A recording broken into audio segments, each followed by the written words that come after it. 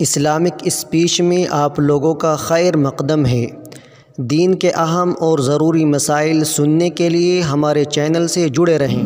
الحمدللہ رب العالمین والصلاة والسلام علی سید الانبیاء والمرسلین وعلی آلہ واصحابہ اجمعین، اما بعد۔ قال اللہ تبارک وتعالی فی القرآن الکریم: اعوذ باللہ من الشیطان الرجیم، بسم اللہ الرحمن الرحیم، یا ایہا الذین آمنوا استعینوا بالصبر والصلاۃ ان اللہ مع الصابرین۔ بزرگان محترم، یہ دنیا گردش ایام کا نام ہے۔ انسان کی زندگی دنوں کے آنے جانے کا، اوقات کے الٹنے پلٹنے کا نام ہے۔ اسی وجہ سے اس زندگی کے احوال بدلتے رہتے ہیں۔ اس زندگی کے اندر انسان کو کبھی خوشی میسر ہوتی ہے تو کبھی اس کو غم کا سابقہ ہوتا ہے۔ یہ دو احوال انسان کو ہمیشہ پیش آتے رہتے ہیں۔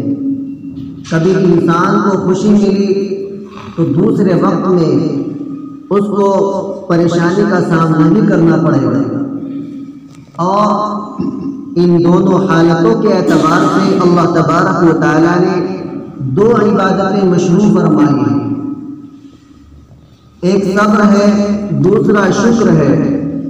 انسان کو جب کوئی تکلیف پہنچتی ہے، انسان کو کوئی غم پہنچتا ہے، انسان کسی مصیبت سے دوچار ہوتا ہے، تو اس کے لیے اللہ تبارک و تعالیٰ نے صبر کی عبادت مشروع فرمائی ہے۔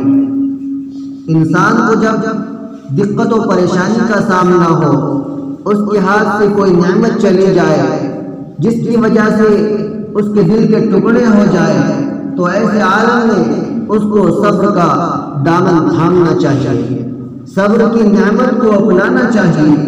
اللہ تبارک و تعالیٰ نے اس نعمت کو مشروع فرمایا ہے اور اس نعمت پر بڑے بڑے اجر و ثواب کا وعدہ بھی فرمایا ہے۔ قرآن کریم کے اندر اللہ تبارک و تعالیٰ نے فرمایا: یا ایھا الذین آمنوا استعینوا بالصبر والصلاۃ، اے ایمان والو، صبر اور نماز کے ذریعے مجھ سے مدد طلب کیا کرو۔ اور اس کے ساتھ ہی اللہ تبارک و تعالیٰ نے فرمایا ہے کہ جو لوگ مصیبت کے احوال میں صبر کرتے ہیں وہ میری معیت میں ہوں گے، ان اللہ مع الصابرین۔ اللہ تبارک و تعالیٰ صبر کرنے والوں کے ساتھ ہے۔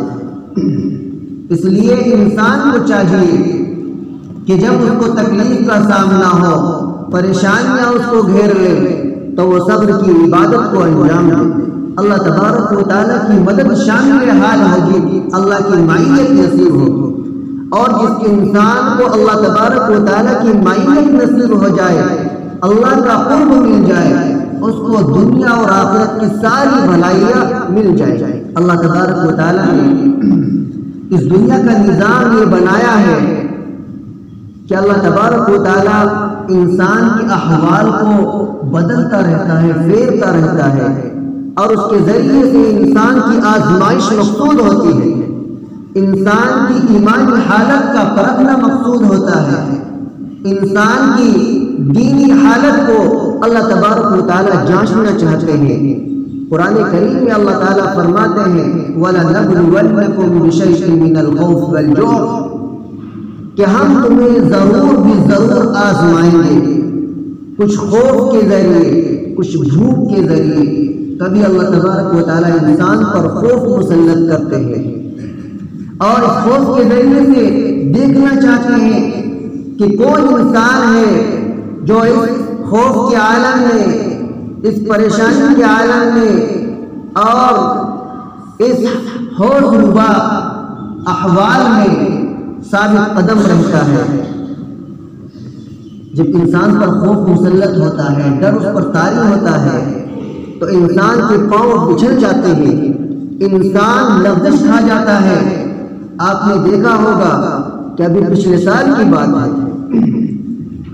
کہ ہندوستان کے مسلمانوں پر ایک خوف طاری کیا گیا، ایک ڈر مسلط کیا گیا، تو نہ جانے کتنے انسان ایسے ہوں گے، آپ نے بھی سنا ہوگا کہ انہوں نے اپنے دین و مذہب کو تبدیل کرنے کا ارادہ کر لیا، اپنے ناموں کو بدلنے کا انہوں نے عزم مسلم کر لیا۔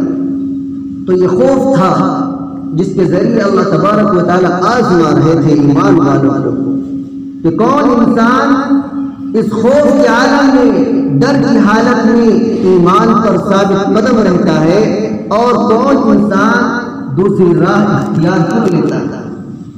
کبھی اللہ تبارک و تعالیٰ انسان پر بھوک کو مسلط کرتے ہیں، فقر و فاقے کو مسلط کرتے ہیں، انسان کو کھانے کے لیے میسر نہیں ہوتا، انسان ٹکڑے کے لیے ترس جاتا ہے۔ اس حالت کے ذریعے اللہ تبارک و تعالیٰ انسان کو آزماتے ہیں کہ بھوک کے عالم میں، فقر و فاقے کے عالم میں، تنگدستی کے عالم میں کون انسان ہے جو اسلام اور ایمان کا دامن تھامے رہتا ہے، اور کون ہے جو دوسری راہ کو اختیار کرنے پر مجبور ہو جاتا ہے۔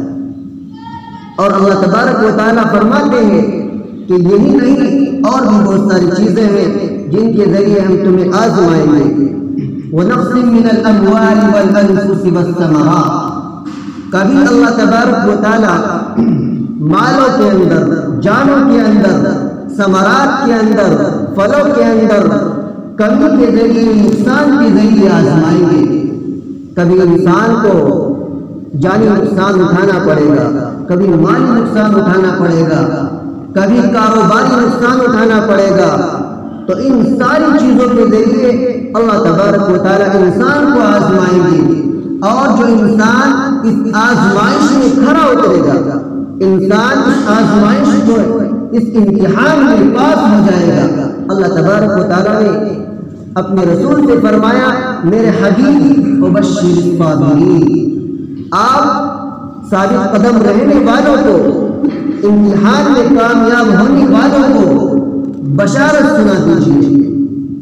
اور پھر اللہ تبارک و تعالیٰ نے یہی فرمایا کہ صابرین کون ہیں، صبر کرنے والے کون ہیں۔ اگلی آیت میں فرمایا، الذین اذا اصابتهم مصیبہ قالوا انا للہ وانا الیہ راجعون، صبر کرنے والے وہ ہیں کہ جب ان کو کوئی مصیبت پہنچتی ہے، کوئی تکلیف پہنچتی ہے، تو یہ کہتے ہیں کہ ہم اللہ ہی کے ہیں، ہم اللہ ہی کا مال ہیں، اور ہم اللہ ہی کی طرف پلٹ کر جائیں گے۔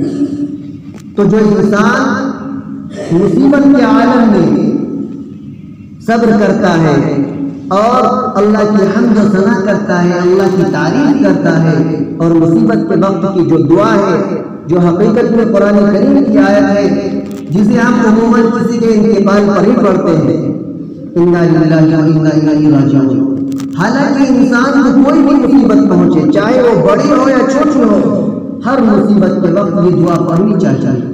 صحابہ کا عالم یہ تھا کہ اگر ان کا چراغ بھی گل ہو جاتا تو تب بھی وہی دعا پڑھا کرتے تھے۔ تو اس لیے اس دعا کا بھی اہتمام کرنا چاہیے۔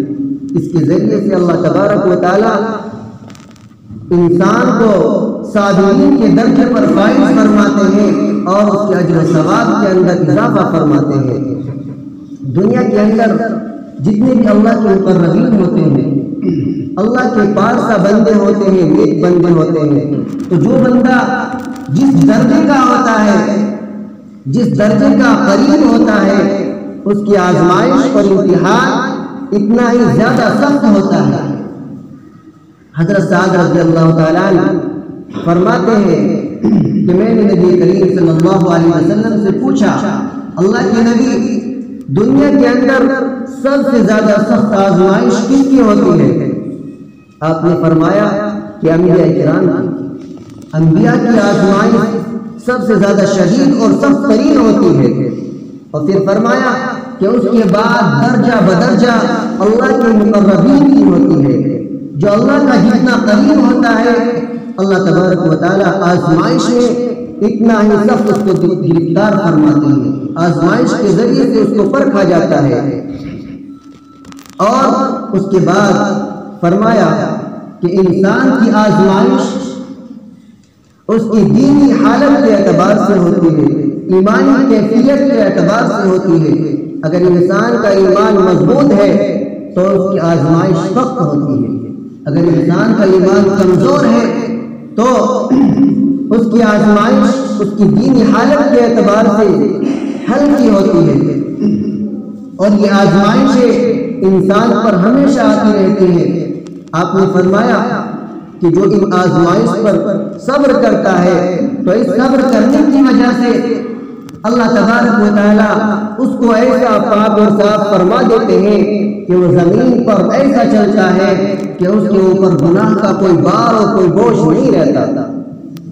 اللہ تبارک و تعالیٰ انسان کو دنیا کے اندر بھیج کر بہت ساری نعمتیں دیتے ہیں، اور کبھی کبھی ان نعمتوں کو لے کر انسان کو آزماتے بھی ہیں۔ ان نعمتوں میں سے ایک بڑی نعمت انسان کے پاس اولاد کی نعمت ہے۔ اولاد کی نعمت ایک بہت بڑی نعمت ہے انسان کے پاس، اس کے حقوق بھی بہت زیادہ ہیں۔ جس انسان کو یہ دولت مل جاتی ہے وہ بڑا خوش ہوتا ہے، کیونکہ اولاد کی دولت کے ذریعے سے انسان کی زندگی کی رونق بحال ہوتی ہے، گویا اس کو زندگی کا مقصد مل جاتا ہے۔ لیکن جب یہ اولاد انسان کے ہاتھ سے نکل جاتی ہے، فوت ہو جاتی ہے، تو انسان حواس باختہ ہو جاتا ہے، جزا فضا کرنے لگتا ہے۔ واقعی یہ مرحلہ انسان کے اوپر بہت سخت ہوتا ہے، خصوصاً جب جوانی کے عالم میں اور باپ بڑھاپے کے عالم میں ہو، اولاد چلی جاتی ہے تو انسان کو بڑا دھچکا لگتا ہے، انسان کے دل پر بہت بار پڑتا ہے، بہت بوجھ پڑتا ہے، حتیٰ کہ اس کا دل چکنا چور ہو جاتا ہے۔ وہ انسان اپنے حواس کو کھو بیٹھتا ہے۔ لیکن جو انسان اس مشکل مرحلے میں صبر کرتا ہے، اللہ تبارک و تعالیٰ اس کو بڑا انعام عطا فرماتے ہیں۔ حدیث پاک کہ جب کسی انسان کا بچہ فوت ہو جاتا ہے، اللہ تعالیٰ فرشتوں سے پوچھتے ہیں کہ فرشتوں، تم نے میرے بندے کے محبوب ترین بیٹے کے روح قبض کر لی ہے؟ فرشتے عرض کرتے ہیں جی ہاں۔ اللہ تعالیٰ فرماتے ہیں کہ تم نے میرے بندے کے دل کا پھل قبض کر لیا ہے؟ فرشتے عرض کرتے ہیں جی ہاں ایسا ہی ہے۔ اللہ تبارک و تعالیٰ فرماتے ہیں کہ میرے بندے نے اس پر کیا کہا؟ فرشتے عرض کرتے ہیں باری تعالیٰ تیری حمد کی ہے، تیری تعریف کی ہے، اور یہ کہا ہے کہ ہم بھی اللہ ہی کے ہیں، اور اسی کی طرف پلٹ کر چلے جائیں گے۔ اللہ تبارک و تعالیٰ فرماتے ہیں کہ میری حمد کی ہے، میری تعریف کی ہے، اس لیے اس کے لیے جنت میں ایک مکان بناؤ اور اس کا نام بیت الحمد رکھ دو، تعریف کا گھر رکھ دو۔ تو جو انسان اس مصیبت پر صبر کرتا ہے، اللہ کی تعریف کرتا ہے، مصیبت کی دعا پڑھتا ہے، اللہ تبارک و تعالیٰ اس کو جنت کے اندر محل عطا فرماتا ہے۔ اور انسان کے پاس جو دنیا کا وقت ہے یہ تھوڑا سا ہے، یہاں تو خوشی بھی آئے گی، غمی بھی آئے گی، تھوڑے وقت کے لیے یہ ساری چیزیں، لیکن جنت کے اندر اور آخرت کے اندر انسان کو جو چیزیں ملیں گی وہ ہمیشہ ہمیشہ کے لیے ہے، وہ ابدی ہے، کبھی فنا نہیں ہوگی۔ اس لیے انسان پر اگر کوئی پریشانی آئے، اس کی اولاد کو اللہ تبارک و تعالیٰ لے لے، جو در حقیقت اللہ کی امانت ہے، اللہ تبارک و تعالیٰ نے امانت دی، اس نے لے لی، تو یہ اس کا حق ہے کہ وہ امانت دار، امانت رکھنے والا اپنی امانت کو لینے کا حق رکھتا ہے۔ اللہ تبارک و تعالیٰ نے اگر اپنی امانت لے لی ہے تو اس پر صبر کرنا چاہیے، اور صبر کے وجہ سے اللہ تبارک و تعالیٰ نے جو انعامات بیان فرمائے ہیں، جن انعامات کا وعدہ فرمایا ہے، ان کا مستحق بننا چاہیے۔ اللہ تبارک و تعالیٰ ہم سبوں کو صبر کرنے کی توفیق عطا فرمائے۔ وآخر دعوانا الحمدللہ رب العالمین۔